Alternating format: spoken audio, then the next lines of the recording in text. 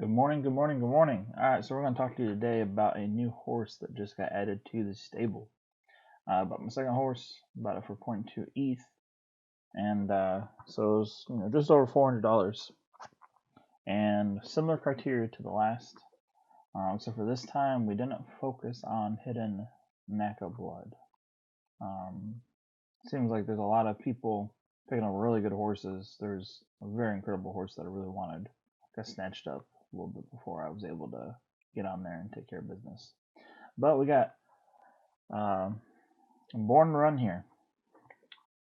And, he's a Z18 legendary filly, Buterin. So she, my apologies, she. And why did I buy this horse? So I saw it was selling for 0.2 ETH. Hasn't been raced yet, which means it's a clean slate. So for breeding purposes, there's two things that can happen. I can either breed this horse, keep it unraced, and then race the offsprings, which is something I think I prefer to do, or I can, start racing it and see what happens. Either way, I feel like I can produce good offspring with this horse, pairing it with the proper male. But it's so it is parents. It is Aficionado, who is a Genesis Buterin. So it's listed as a filly. So one of the things I was excited about with this is it's a 13% win rate filly, and it has 20 races on it, which should lead to potentially a better filly as well. There's not really a whole lot of stats on that yet, but I'm really feeling like that's going to be the case. I'm not sure why it's still listed as a filly though when it has offspring, so it's probably just an error on the Know Your Horse. But we come down here, it's not a U shape, which we're buying horses for a very low price right here. If we were buying horses at the top end, then we could look for things like that. But because we're spending $400 on a horse just to kind of get the stable going, we're not going to be too picky about how many losses are in there versus the wins, how many seconds versus tenths. It would help us, but the odds of us being able to snipe in and grab a U-shaped horse with similar odds for the price we're paying, very, very low.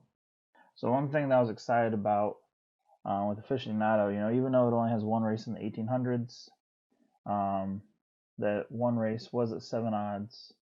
You have 9 odds here, and then we have 11s and 10s across the board. Now for me that's really exciting because the first horse bought Cheeks, we're really focusing on the 1600 to 2000 range. So if we do produce decent offsprings from this and Cheeks, we might be able to breed us a monster from those two pairings. So we'll kind of see what happens. We'll kind of see how this goes.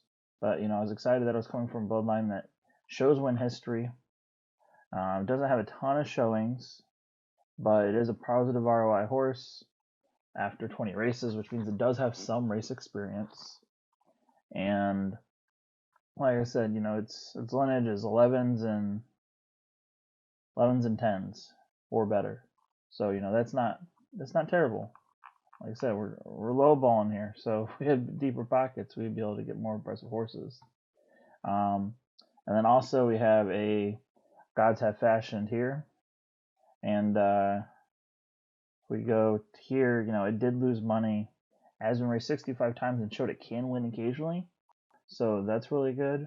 I haven't really gotten to see what its types, what its races are that specializes in, but as you can see, it's kind of like a double A shape. It's nothing too impressive. And then, but your odds here, the 2200 is a little high, but everything else, is 12.5 or under. So that for me was really nice to see. Because what it shows is the horse is capable of winning. 12 odds for a class 5 is probably pretty good. It's not great. It's not going to be, guaranteed to be in the money, but you can probably race that horse quite a bit and not lose money as long as you're careful with who you're jumping into the gates with. So, because both horses come from, halfway decent race background, I was excited about that. And then, here's over here. And the other thing too that we haven't really got into because we don't know how much it's really going to affect things, but both horses are both taupe, and it produced a taupe horse. And I don't think it's a super rare color or anything, but the fact that they both have the exact same colors to me tells, even though they say color doesn't matter, from a breeding aspect, I think if you can have two horses of the same color, you might have a better possibility of pushing in genetics. There's no proof of this. No one's been able to, duplicate it and say, yeah, that works. No one's been able, from the ZED team, has come out and said that's the thing. But there's some things about the game we don't know yet, and there might be some unintended consequences that do apply. So, I'm really excited to get this horse going. I'm actually going to race this horse. I think I'm also going to throw my other horse into a race just to kind of scratch that itch. I have two horses now. Cheeks has like another 25 days, 24 days before she can be bred. Bjorn run. I think I have some waiting period here too. I didn't look. Look at that. Look at that little prance. Or it might be a canter. I don't know. But it's pretty. It's ready to go. It's showing off for the camera. I need to really get my racing etiquette up. But there it goes. So we're going to enter into a race this morning. If I can find something that kind of looks juicy. Oh, look at that. Hurdles. So I'm pretty excited. And, with my breeding strategy, I'll cover this a little bit more in another video. I don't intend on getting rid of any of these horses because there's a lot of things they're going to get implemented later on that we don't know about. And my strategy really is to double down on consistency within a very narrow window of criteria, right?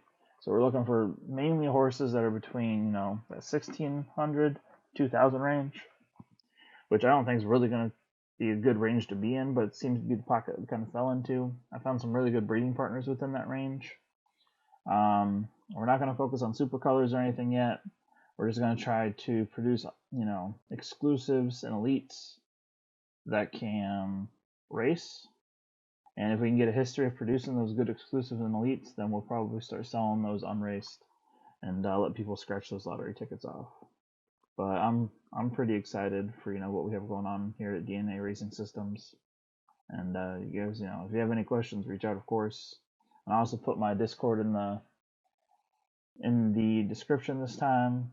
I don't have my own server, but feel free to DM me at any time, and we can kind of theory craft what you think, or you can tell me I'm a complete idiot. I don't care either way. But make sure you thumbs up, give this video a like, subscribe, please, and we're gonna get this stable rolling.